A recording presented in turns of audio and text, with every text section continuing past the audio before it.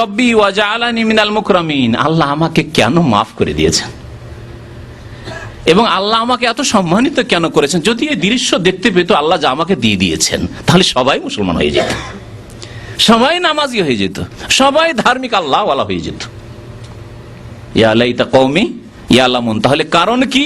তাদের কুফরির, তাদের পাপের, তাদের নেক সৎ মানুষকে খুন করে দেওয়ার অজ্ঞতা। ইয়া লাইতা কওমি ইয়ালামুন, হায় যদি তারা জানতো।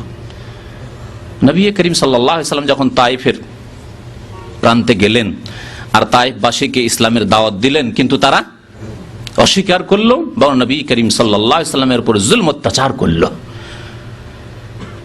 কি বলেছিলেন? আল্লাহুম্মা হাদি কওমি ফাইন্নাহুম লা ইয়ালামুন, আল্লাহ আমার জাতিকে হেদায়েত করো, সঠিক রাস্তা দেখাও, সুমতি দান করো, ফাইন্নাহুম লা ইয়ালামুন, কারণ এরা জানে না, জাহেল, অজ্ঞ এরা, ফাইন্নাহুম লা ইয়ালামুন। তাহলে সবচেয়ে বড় বাধা সত্যকে গ্রহণ করায়, হককে বাস্তবায়ন করায় হচ্ছে অজ্ঞতা। দ্বিতীয় কারণ সময় চলে যাচ্ছে, সময় তো আর হাতে বেশি নেই। দ্বিতীয় কারণ হচ্ছে অন্ধ অনুকরণ, অন্ধত্ব যাকে বলা হয়, অন্ধ অনুকরণ। কার অন্ধ অনুকরণ? বহু লোকের অন্ধ অনুকরণ করে থাকে মানুষ, যে যার প্রতি অতি ভক্তি করে, যেই ভক্তি আল্লাহ পাক পছন্দ করেন না, অতি ভক্তি করতে গিয়ে অন্ধ অনুকরণ করে। অন্ধ অনুকরণ সত্য গ্রহণে বড় বাধা। অ্যাকচুয়ালি অজ্ঞতা, কিন্তু অজ্ঞতা দূর হয়ে গেছে, জানতে পারলাম, তাওহীদ সম্পর্কে জানতে পারলো, রাসূলুল্লাহ সাল্লাল্লাহু আলাইহি সাল্লামের আদর্শ সুন্নাত সম্পর্কে জানতে পারলো।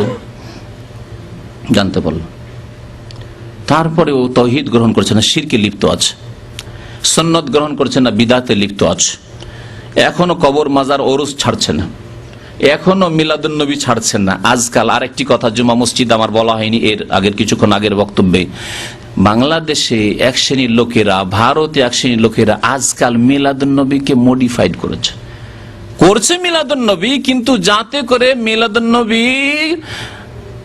নবী তো বিদআত, তো আমাদেরকে যাতে বিদআতি না বলে, অথচ তারাও বিদআতি।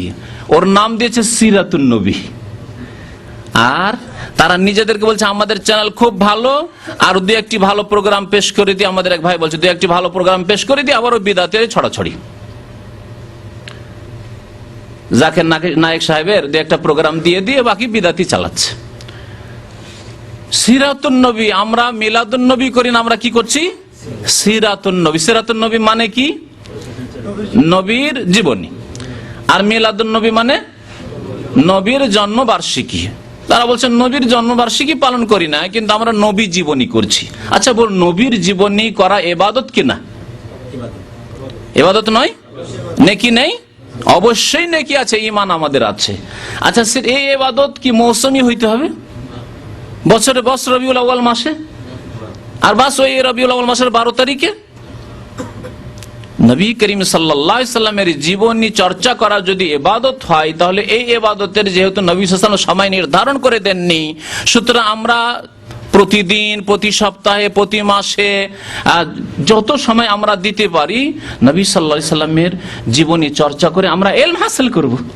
আমরা মুহররম নবী সাল্লাল্লাহু আলাইহি ওয়াসাল্লামের জীবনী চর্চা করব, পড়বো, পড়াবো, শুনবো, শোনাবো, আর সফরেও করবো, রবিউল আউয়ালে করবো, জিলহজে করবো, জিলকাদায় করবো, রমজানে করবো, শাওয়ালে করবো, সব মাসেই করবো। রবিউল আউয়াল মাসের সাথে কেন আপনাদের এই বিদআতি সিরাতুন নবী সীমিত? কি রহস্য? চালাকি? বিদআত করবেন কিন্তু মানুষকে ধোঁকা দিয়ে, চোখে ধুলো ছিটিয়ে।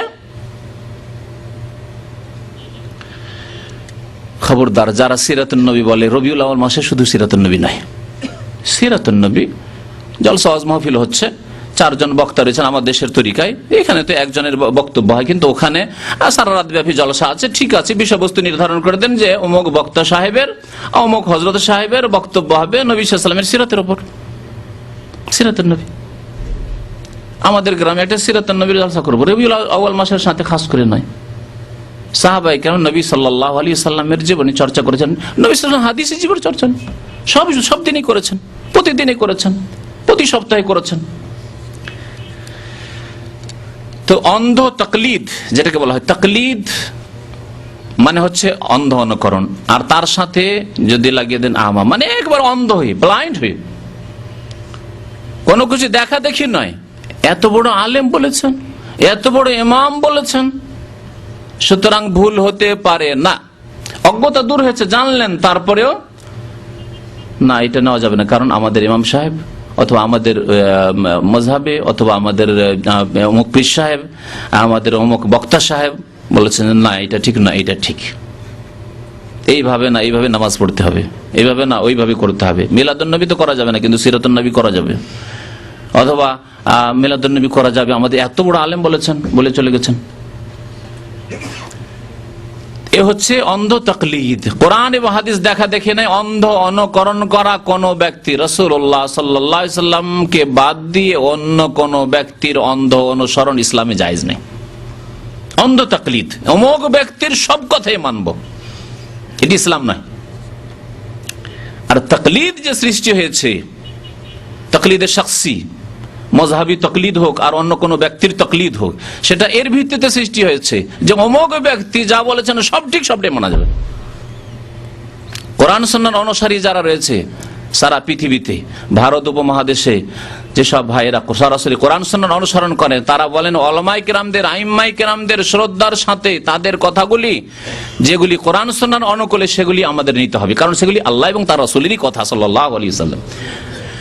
কিন্তু যেসব কথা দেখা যাচ্ছে সহিহ সুন্নাত বা হাদিসের খেলাফ, সুতরাং সেগুলি ছেড়ে দিতে অবশ্যই হবে, কারণ ইমাম সাহেবগণ তাই বলেছেন। ইমাম মালিক রহমতুল্লাহ আলাইহি মসজিদ নববীতে হাদিসের দর্শ দিতেন, 4 ইমামের এক ইমাম, এবং প্রথম হাদিসের কিতাব তিনি লিখেছেন, আজ পর্যন্ত ওই কিতাব সুরক্ষিত আছে। কিতাবের নাম হচ্ছে মুয়াত্তা ইমাম মালিক। আমাদের দেশের মাদ্রাসাগুলিতে পড়ানো হয়, কিন্তু হাদিসের উপর আমলের চর্চা করা হয় না। তিনি বলতেন মাঝে মাঝে ছাত্রদেরকে, কুল্লুন ইউখাযু ওয়া ইউরাদ্দু ইল্লা সাহিবু হাযাল কবর। মসজিদ নববীতে এইভাবে বসে যদি দার্স দেওয়া হয়, তাহলে নবী সাল্লাল্লাহু আলাইহি সাল্লামের হুজরায়ে মুবারক, যেখানে নবী সাল্লাল্লাহু আলাইহি কবর আছে, সেটা কোন দিকে পড়বে? ঠিক না? এভাবে পড়বে, মানে আপনি মেহরাবের দিকে বসে এইভাবে দার্স দিচ্ছেন। তাহলে কুল্লুন ইউখাযু, প্রত্যেকের কথা নেওয়াও হবে, ওয়া ইউরাদ্দু, এবং প্রত্যাখ্যান করাও হবে। ভালো করে শুনুন, প্রত্যেকের কথা ইউখাযু, নেওয়াও হবে এবং ছাড়াও হবে, প্রত্যাখ্যান করা হবে, রদ করাও হবে। ইল্লা সাহিবু হাযাল কবর, একমাত্র এই কবরওয়ালা। ওয়া আশারা ইলা কবরি রাসূলিল্লাহ সাল্লাল্লাহু আলাইহি ওয়াসাল্লাম, তিনি ইশারা ইঙ্গিত করতেন রাসূলুল্লাহ সাল্লাল্লাহু আলাইহি ওয়াসাল্লামের কবর মোবারকের দিকে, যে তার কথা, প্রত্যেকটি কথা নিতে হবে, প্রত্যেকটি সুন্নাত আদর্শ নিতে হবে, তিনি যা করেছেন, বলেছেন, অনুমোদন দিয়েছেন, সব নিতে হবে। বাকি আমি ইমাম মালিক, ইমাম আবু হানিফা, শাফিঈ, আহমদ, ইমাম বুখারী, ইমাম ইবনে তাইমিয়া, ইমাম ইবনুল কাইয়্যিম, যে কোনো আলেম হোক না কেন, আলেম হক্কানি, ইমাম হক্কানি, তার মানে এ নয় যে সবগুলি হক তাদের উপর ওহী এসেছে, না। তাহলে পার্থক্য কোথায় রাখলেন? আপনি যে কালিমা পড়েছেন আশহাদু আল্লা ইলাহা ইল্লাল্লাহ ওয়া আশহাদু আন্না মুহাম্মাদার রাসূলুল্লাহ পড়েছেন, তারও আনুগত্য ওইভাবে সব কথাই নেবেন, আর ইমাম সাহেবেরও, আপনার ইমাম আজমেরও কথা সবগুলো নেবেন, তাহলে পার্থক্য আর কোথায় থাকলো? আপনি কি বুঝতে পারেন না? অনুভব হয় না যে রিসালাতে শিরক হয়ে যাচ্ছে, জেনে হোক আর অজানাই হোক? আল্লাহ পাক যেন বুঝার তৌফিক দান করেন আমাদের এই ভাইদেরকে। তো অন্ধ তাকলিদ নেই, তবে এমনি তাকলিদ আছে। তাকলিদের সাক্ষী না যে এক ব্যক্তি সব কথাই মানবে, এটা নেই। আর অন্ধ তাকলিদ নেই, তাকলিদে আমাও নেই। তাকলিদ মানে প্রত্যেকটা মাসলার দলিল জানতে হবে, সাধারণ মানুষদের জন্য জরুরি নয়, সাধারণ মানুষের জন্য ক্ষমতাও নেই। অনেক আলেমে প্রত্যেকটা মাসলার দলিল, মানে হয়তো কিতাব খুঁজলে পাবে, কিন্তু হয়তো সে এখানে হাজির রাখতে পারছে না। তাহলে আপনি সাধারণ মানুষ, প্রত্যেকটা মাসলার দলিল আপনাকে জানতে হবে, যতটা জানতে পারলেন, আর না হলে এমন আলেমের কাছে জানবেন, এমন আলেমের কিতাব থেকে জানবেন যিনি আপনার আস্থা আছে যে ইনশাআল্লাহ তিনি আমাকে কোরআন হাদিসের আলোকেই উত্তর দিচ্ছেন, অথবা তিনি কিতাব লিখেছেন অথবা বক্তব্য করেছেন, তার কাছ থেকে জানবেন। একে ইত্তেবাই বলেন, যেমন অনেক আলেমা বলেছেন এটা ইত্তেবা, আর কিছু লোকেরা তাকলিদ বলেছে, নামের মাত্র পার্থক্য।